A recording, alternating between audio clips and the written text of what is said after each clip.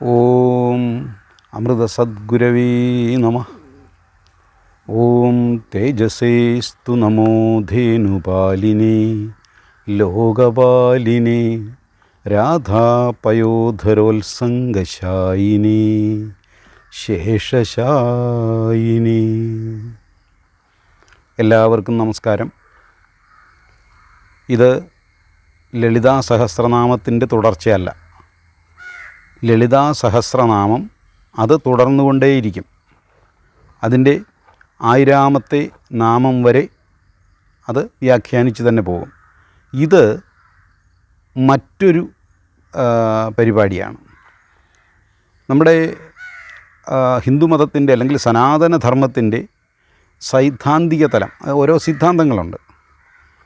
അത് മിക്കവാറും എല്ലാ കാര്യങ്ങളെ സംബന്ധിച്ചും സമീക്ഷാസൂത്രങ്ങൾ എന്ന പേരിൽ സൂത്രങ്ങൾ രചിക്കപ്പെട്ടിട്ടുണ്ട്. അപ്പോൾ ഇത് എനിക്ക് കിട്ടുന്നത് എൻ്റെ ഗുരുവിൽ നിന്നാണ്.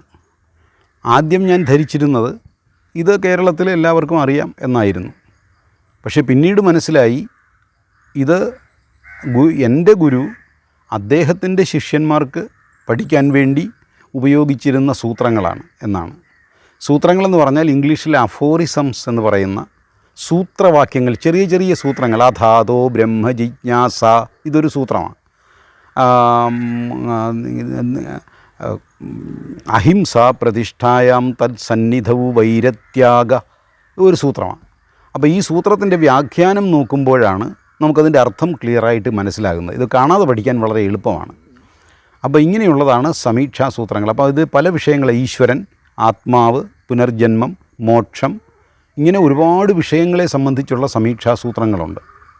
ഇത് ഇവിടെ അത്ര പ്രചലിതമല്ല എന്ന് തോന്നിയത് കൊണ്ടാണ് എന്നാൽ അത് ഓരോന്നായിട്ട് വ്യാഖ്യാനിക്കാമെന്ന് വിചാരിക്കുന്നത്. അപ്പോൾ ഇത് നിങ്ങൾ ഒരുപക്ഷെ കരുതിയേക്കും ഇത് വളരെ കടുപ്പമുള്ള എന്തോ കാര്യമാണ് എന്ന്.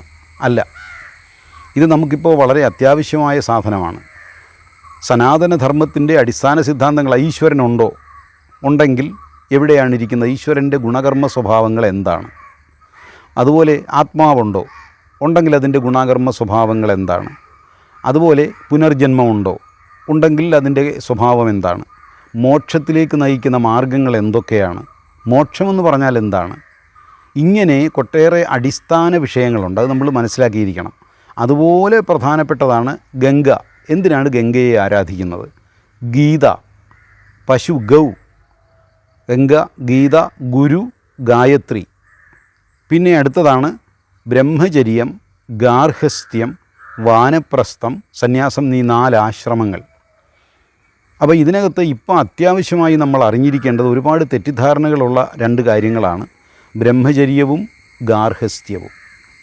ബ്രഹ്മചര്യം എന്ന് പറയുന്ന വിഷയത്തെ സംബന്ധിച്ചുള്ള സമീക്ഷാസൂത്രങ്ങളാണ് ഈ പരിപാടിയിൽ പതുക്കെ പറഞ്ഞു പോകുന്നത്. അതിൻ്റെ ഓരോ സൂത്രമായിട്ട് പറഞ്ഞ് അത് വ്യാഖ്യാനിക്കുക. അപ്പോൾ നിങ്ങൾ വിചാരിക്കും ഈ ബ്രഹ്മചര്യത്തെക്കുറിച്ച് എന്തിനാണ് അറിയുന്നതെന്ന്. വിവാഹം കഴിക്കാതിരിക്കുന്ന അവസ്ഥയാണ് ബ്രഹ്മചര്യമെന്ന് നിങ്ങളിൽ പലരും തെറ്റിദ്ധരിച്ചിട്ടുണ്ടാവും. വിവാഹം കഴിക്കാത്ത അവസ്ഥയല്ല ബ്രഹ്മചര്യം. അത് വിവാഹം കഴിക്കുകയോ കഴിക്കാതിരിക്കുകയോ ചെയ്യുന്നതിനകത്തൊരു പ്രശ്നമേ അല്ല.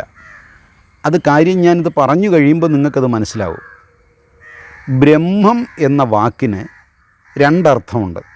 1 ഈശ്വരൻ, 2 ജ്ഞാനം, അറിവ്. 2 അർത്ഥങ്ങളാണ് അതിനുള്ളത്. അപ്പോൾ അത് ആ സന്ദർഭമനുസരിച്ച് നമ്മൾ അർത്ഥം കാണണം. ഈശ്വരനെക്കുറിച്ച് പറഞ്ഞുകൊണ്ടിരിക്കുന്നതിനിടയിലാണ് വരുന്നതെങ്കിൽ, ഈ വാക്ക് വരുന്നതെങ്കിൽ അത് ഈശ്വരനാണ്, പരബ്രഹ്മമാണ് എന്ന് മനസ്സിലാക്കണം. അതല്ല, നമ്മൾ ലൗകികമായ കാര്യങ്ങൾ സംസാരിച്ചുകൊണ്ടിരിക്കുകയാണെങ്കിൽ അവിടെ ബ്രഹ്മമെന്ന് പറഞ്ഞാൽ ജ്ഞാനം, അറിവ് എന്ന് അർത്ഥം വരും. അപ്പം വേദം എന്ന് പറയുന്നത് അറിവാണല്ലോ. അതുകൊണ്ട് ഈ ബ്രഹ്മം എന്ന് പറയുന്ന വാക്കുകൊണ്ട് നമുക്ക് വേദത്തെയും സൂചിപ്പിക്കാം. അപ്പോൾ അർത്ഥം എന്തൊക്കെയായെന്ന് മനസ്സിലായല്ലോ. ജ്ഞാനം, അറിവ്, വേദം, ഇങ്ങനെ 2 അർത്ഥമാണ്. അറിവ്, വേദം എന്ന് 2 അർത്ഥമാണ് ഈ ബ്രഹ്മം എന്ന് പറയുന്ന വാക്കിനുള്ളത്. അപ്പോൾ ബ്രഹ്മചര്യ എന്ന് പറഞ്ഞാൽ എന്താകും? അറിവ് നേടാൻ വേണ്ടി നമ്മൾ സ്വീകരിക്കുന്ന ചര്യ, അനുഷ്ഠാനങ്ങൾ, ആചരണങ്ങൾ എന്തൊക്കെയാണോ നമ്മൾ ചെയ്യുന്നത്, എങ്ങനെ കുളിക്കണം, എങ്ങനെ ഭക്ഷണം കഴിക്കണം, എങ്ങനെ ഇരിക്കണം, എപ്പോഴെഴുന്നേൽക്കണം, എപ്പോൾ പഠിക്കണം, അപ്പോൾ എന്തൊക്കെയാണ് നമ്മൾ ശാരീരികമായി ശ്രദ്ധിക്കേണ്ടത്, ഇതുപോലൊക്കെയുള്ള കാര്യങ്ങളെയാണ് ബ്രഹ്മചര്യ എന്ന് പറയുക. എന്ന് വെച്ചാൽ മറ്റൊരർത്ഥത്തിൽ പറഞ്ഞാൽ വിദ്യാർത്ഥിചര്യ. ഒരു വിദ്യാർത്ഥി എങ്ങനെയാണ് കാര്യങ്ങൾ മനസ്സിലാക്കേണ്ടത്, ജീവിക്കേണ്ടത്, അയാളുടെ ചര്യയാണ് ബ്രഹ്മചര്യ എന്ന് പറയുന്നത്. അപ്പോൾ ശരീരത്തിലെ ശുക്ലം നഷ്ടപ്പെടാതെ നോക്കേണ്ടത് ഈ ബ്രഹ്മചര്യയിൽ അനവധി കാര്യങ്ങളുള്ളതിൽ ഒരു കാര്യം മാത്രമാണ്. അതുകൊണ്ട് വിവാഹം കഴിക്കാതിരിക്കുന്നതാണ് ബ്രഹ്മചര്യ എന്ന് വിചാരിക്കേണ്ട. വിവാഹം കഴിക്കാതിരുന്നിട്ട് അയാളുടെ ശുക്ലം നഷ്ടപ്പെട്ടു പോയാൽ അയാൾ ബ്രഹ്മചാരിയല്ല. അതുപോലെ തന്നെ അയാൾ കണ്ടമാനം മത്സ്യമാംസങ്ങൾ കഴിക്കുന്നത് അയാൾ ബ്രഹ്മചാരിയല്ല. ചുവന്ന മുളക് കണ്ടമാനം കഴിച്ചാൽ എന്ത് ബ്രഹ്മചര്യം?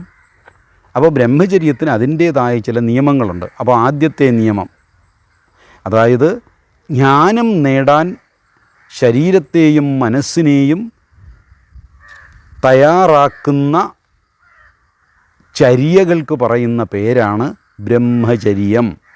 ഇതാണ് ആദ്യം മനസ്സിലാക്കേണ്ടത്. ഇനി അടുത്തത്, ആദ്യത്തെ സൂത്രം, സമീക്ഷാസൂത്രം, അതിതാണ് ബ്രഹ്മചര്യ ഉദ്യാനാർത്ഥം. ഉദ്യാനാർത്ഥം ബ്രഹ്മചര്യ, ഇപ്പോൾ ഈ പറഞ്ഞ ബ്രഹ്മചര്യ, ഉദ്യാനം, ഉത്ത് എന്ന് പറഞ്ഞാൽ മുകളിലേക്ക്, യാനം എന്ന് പറഞ്ഞാൽ ഗതി, ഗതി മുകളിലേക്കുള്ള ഗതി. അപ്പോൾ ഇവിടെ ഉദ്യാനം എന്ന് പറഞ്ഞാൽ പൂന്തോട്ടം എന്ന അർത്ഥമല്ല, മുകളിലേക്കുള്ള ഗതി എന്നാണ് ആ വാക്കിനർത്ഥം. അപ്പോൾ ഉദ്യാനാർത്ഥം എന്ന് പറഞ്ഞാലോ, ബ്രഹ്മചര്യ ഉദ്യാനാർത്ഥമാണ്, അതായത് മുകളിലേക്കുള്ള ഗതിക്ക് വേണ്ടിയുള്ളതാണ്. മുകളിലേക്ക് ആത്മാവിനെ ഉയർത്തിക്കൊണ്ടുപോകുന്ന, ഉയർന്ന ബോധനിലയിലേക്ക് കൊണ്ടുപോകുന്ന കാര്യങ്ങൾക്കാണ് ബ്രഹ്മചര്യ എന്ന് പറയുന്നത്. അപ്പോൾ ഈ ബ്രഹ്മചര്യ നമ്മൾ അനുഷ്ഠിക്കുന്നത് എന്തിനാണ്? ആത്മാവിനെ അറിവിൻ്റെ ഉന്നത തലങ്ങളിലേക്ക് കൊണ്ടുപോകാൻ വേണ്ടിയാണ്. അതിന് ബ്രഹ്മചര്യ തന്നെ വേണോ എന്ന് ചോദിച്ചാൽ വേണം എന്ന് തന്നെയാണ് മറുപടി. കാരണം ഈ ചര്യകൾ പാലിച്ചെങ്കിൽ മാത്രമേ നിങ്ങൾക്ക് ധാരണാശക്തി, അതായത് അധ്യാപകൻ പറയുമ്പോൾ പെട്ടെന്നത് മനസ്സിലാക്കാനുള്ള ശേഷി, ഏകാഗ്രത, ശാന്തത, സ്വസ്ഥമായിട്ടിരുന്ന് വായിക്കാനും പഠിക്കാനുമുള്ള കഴിവ്, ഇതൊക്കെ ഉണ്ടാവണമെങ്കിൽ ഈ ബ്രഹ്മചര്യ പാലിച്ചേ പറ്റൂ. ഇതിനകത്ത് പറഞ്ഞിട്ടുള്ള നിഷ്ഠകളാണ്, അത് പാലിച്ചേ പറ്റൂ. അപ്പോൾ ബ്രഹ്മചര്യ ഉദ്യാനാർത്ഥം, ഇതാണ് ആദ്യത്തേത്.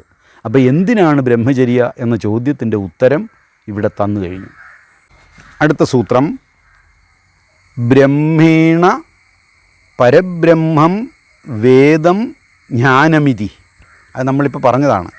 ബ്രഹ്മേണ, ബ്രഹ്മത്തെക്കൊണ്ട്, ബ്രഹ്മം എന്ന വാക്കിനെ കൊണ്ട്, പരബ്രഹ്മം വേദം ജ്ഞാനം ഇതി, പരബ്രഹ്മമെന്നും വേദമെന്നും ജ്ഞാനമെന്നും 3 അർത്ഥം മനസ്സിലാക്കണം. ഇതാണ് ഇതിനകത്ത് പറഞ്ഞിരിക്കുന്നത്. അത് നമ്മൾ പറഞ്ഞു കഴിഞ്ഞു. അടുത്ത സൂത്രത്തിലേക്ക് നമുക്ക് അടുത്ത എപ്പിസോഡിൽ പോകാം. എല്ലാവർക്കും ഹരിസ്മരണം നേരുന്നു.